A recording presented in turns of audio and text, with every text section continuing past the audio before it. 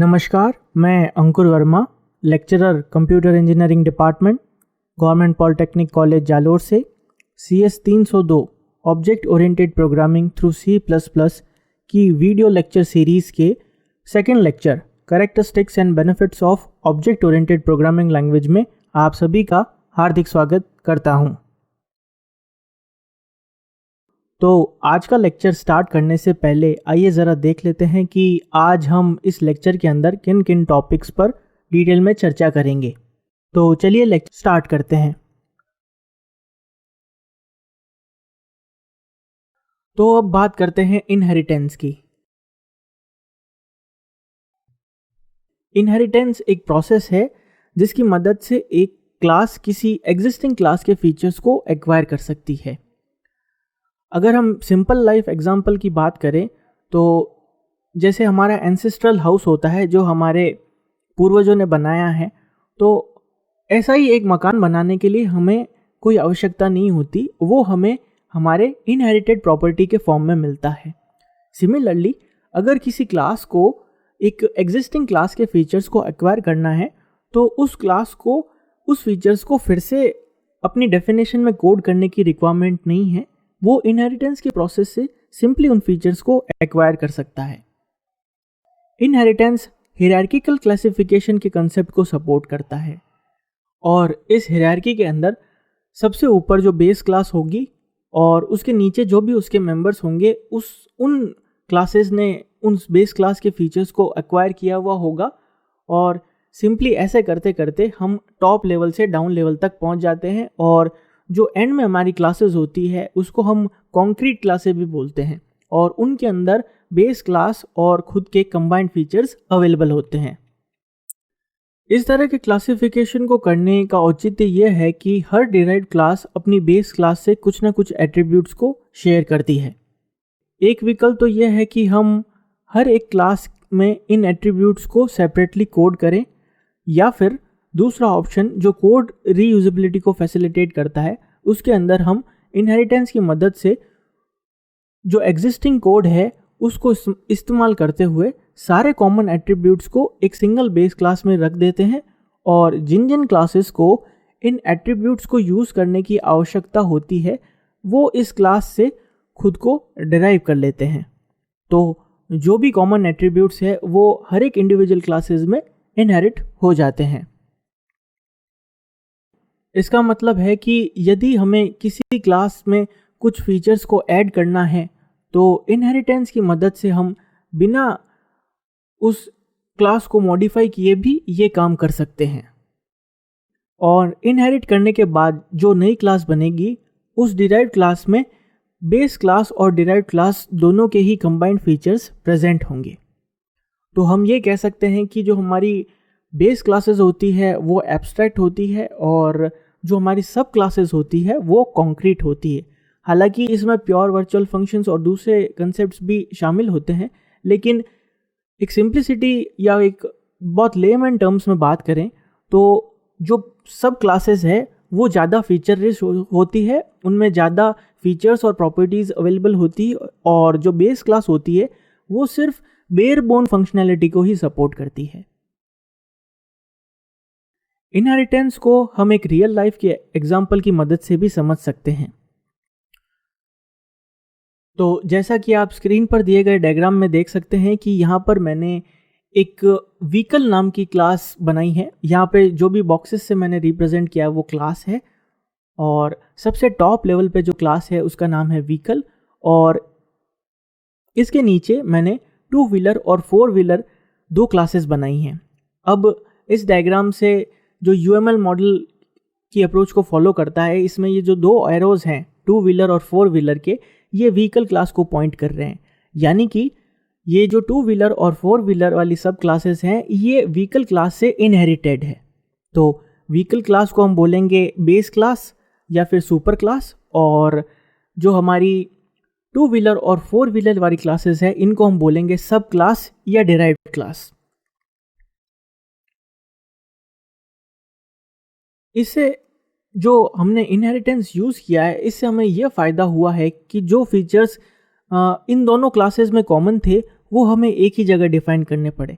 जैसा कि एक व्हीकल के अंदर मोटर होगी, एक व्हीकल के अंदर बहुत सारे मीटर्स होंगे जो स्पीड को या फ्यूल एफिशिएंसी को या फिर फ्यूल कैपेसिटी को दर्शाते हैं। तो ये हमें अलग अलग कोड के अंदर सेपरेट इन 2 व्हीलर और 4 व्हीलर क्लासेस में इम्प्लीमेंट करने की ज़रूरत नहीं पड़ेगी। हम सीधा ये फीचर्स जो कॉमन है दोनों क्लासेस में, ये टॉप लेवल यानी कि व्हीकल वाली क्लास में डिफाइन कर देंगे और इन दोनों क्लासेस को व्हीकल क्लास से इनहेरिट कर लेंगे। इससे कोड रीयूजेबिलिटी भी हुई, और अगर फ्यूचर में हम व्हीकल क्लास में कोई न्यू फीचर्स ऐड करना चाहते हैं तो क्योंकि हमने इन दोनों सब क्लासेस को व्हीकल क्लास से इनहेरिट किया है, तो इन दोनों क्लासेस में बिना किसी कोड के मॉडिफिकेशन किए हुए ये सारे फीचर्स ये दोनों सब क्लासेस अपने आप ही इनहेरिट कर लेगी। तो फ्यूचर अपग्रेडेशन की पॉसिबिलिटीज़ को ध्यान में रखते हुए इनहेरिटेंस एक बहुत ही पावरफुल फीचर है ऑब्जेक्ट ओरिएंटेड प्रोग्रामिंग लैंग्वेज का। सिमिलरली 2 व्हीलर और 4 व्हीलर क्लासेस को इनहेरिट करते हुए अलग अलग कंपनीज ने अपने अपने प्रोडक्ट लॉन्च किए।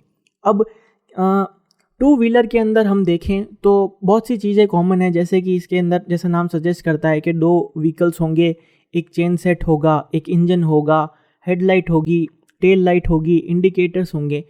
तो जो अलग अलग बाइक्स की पिक्चर से मैंने रिप्रेजेंट किया है, आप उनमें देखें तो ये सारे फीचर्स कॉमन हैं।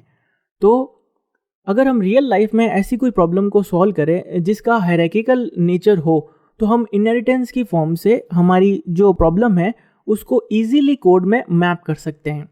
और ऑब्जेक्ट ओरिएंटेड प्रोग्रामिंग की सबसे खास बात यही है कि object oriented programming real life problems को बहुत ही आसानी से कोड के अंदर इम्प्लीमेंट कर सकता है।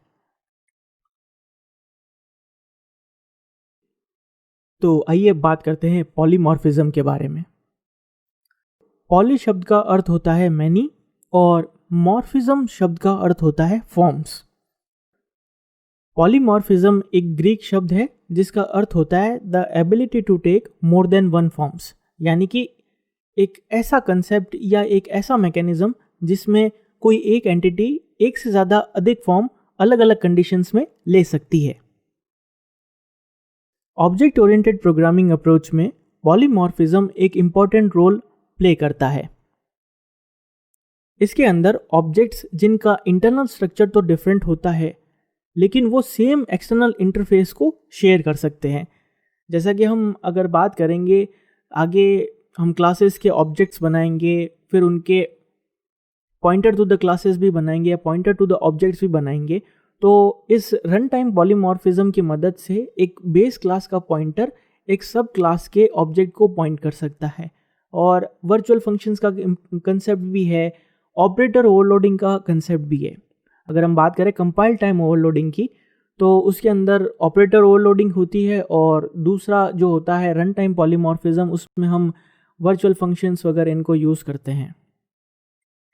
तो जैसा कि अभी मैंने रिसेंटली बताया कि C++ जो है वो मुख्यतः 2 प्रकार के पॉलीमॉर्फिज्म्स को सपोर्ट करता है। पहला तो है कंपाइल टाइम पॉलीमॉर्फिज्म और दूसरा है run time polymorphism. Compile time polymorphism से मेरा मतलब ये है कि जो भी हमारी बाइंडिंग है कि इस फंक्शन कॉल के साथ कौन सा फंक्शन एसोसिएट होगा, ये कंपाइल टाइम पे ही डिसाइड हो जाता है। यानी कि मैंने एक फंक्शन बनाया ऐड नाम से और वो 2 इंटीजर्स को ऐड कर रहा है, और जब मैंने उस फंक्शन को कॉल किया है तो कंपाइलर जैसे ही उस कॉलिंग स्टेटमेंट को एनकाउंटर करेगा तो वो उस फंक्शन के ऐसे वर्जन को कॉल करेगा जो 2 इंटीजर्स को ऐड कर रहा है।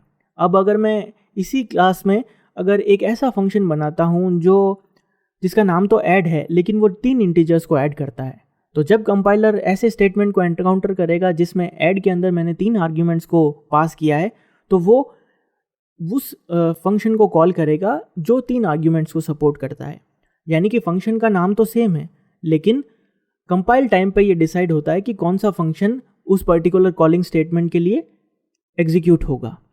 और दूसरा जो पॉलीमॉर्फिज्म है रन टाइम पॉलीमॉर्फिज्म, उसके अंदर क्या होता है कि at the time of execution ये डिसाइड होता है कि कौन सा, जो इसमें वर्चुअल फंक्शन का कंसेप्ट भी इम्प्लीमेंट होता है कि तो उससे बेस क्लास का पॉइंटर सब क्लास के ऑब्जेक्ट को पॉइंट करता है और उसमें जो VPTR पॉइंटर होता है वो इंटरनली ऑन द फ्लाई यानी कि रन टाइम पर डिसाइड करता है कि हमें कौन से फंक्शन का जो एग्जीक्यूशन है वो करना है। तो ये कंसेप्ट आगे हम डिटेल में पढ़ेंगे। अभी के लिए सिर्फ इतना जानने की रिक्वायरमेंट है कि C++ दो तरह के पॉलीमॉर्फिज्म सपोर्ट करता है, पहला कंपाइल टाइम और दूसरा रन टाइम पॉलीमॉर्फिज्म। तो आइए इस लेक्चर के लास्ट टॉपिक यानी कि benefits of object oriented programming approach के बारे में बात करते हैं। Effective problem solving. Object oriented programming एक डेटा सेंटर्ड अप्रोच होती है, इसलिए इस अप्रोच में हम रियल वर्ल्ड प्रॉब्लम्स को आसानी से सॉल्व कर सकते हैं। Flexibility through polymorphism. इसके अंदर ऑब्जेक्ट्स जिनका इंटरनल स्ट्रक्चर तो डिफरेंट होता है वो सेम एक्सटर्नल स्ट्रक्चर को भी शेयर कर सकते हैं। Reuse of code through inheritance. तो जैसा कि हमने एग्जाम्पल में देखा कि अगर हमें कोई एग्जिस्टिंग फीचर को जो कि ऑलरेडी किसी क्लास में कोड हो रखा है और उस फीचर को एक्वायर करना है तो हम पॉलीमॉर्फिज्म की मदद से ऐसा कर सकते हैं। और पॉलीमॉर्फिज्म की मदद से फ्यूचर अपग्रेड्स जो हैं वो भी आसानी से पॉसिबल हो जाते हैं, क्योंकि जो कॉमन फीचर्स हैं यदि हम उनमें अपग्रेड्स करते हैं तो इनहेरिटेंस की मदद से जो हमारी सब क्लासेस हैं वो ऑटोमेटिकली वो फीचर्स को एक्वायर कर लेती है और उन फीचर्स को डीप जो सब क्लासेस तक पहुंचाने के लिए हमें कोई अलग से प्रोग्रामेटिकल एफर्ट डालना नहीं पड़ता। तो कोड रीयूज का कंसेप्ट इनहेरिटेंस के थ्रू एक बहुत ही पावरफुल फीचर है जो object oriented programming approach support करती है। Modularity for easier trouble shooting. जैसा कि हम जानते हैं कि ऑब्जेक्ट ओरिएंटेड प्रोग्रामिंग में हम एक लार्ज प्रॉब्लम को बहुत सारी छोटी छोटी प्रॉब्लम्स में डिवाइड करके सब प्रॉब्लम्स के फॉर्म में इम्प्लीमेंट करते हैं। और अगर किसी एक मॉड्यूल में या किसी एक क्लास में एरर आती है तो जनरली वो क्लास दूसरी क्लासेस से म्यूचुअली एक्सक्लूसिव होती है और उसका जो एरर है, उस क्लास का जो एरर है वो किसी दूसरी क्लास की फंक्शनैलिटी को अफेक्ट नहीं करता। तो इससे ट्रबल शूटिंग प्रोसेस जो है टेस्टिंग के टाइम में वो बहुत ही आसान हो जाता है। तो आइए ज़रा एक बार इस लेक्चर का क्विक रिकैप कर लेते हैं।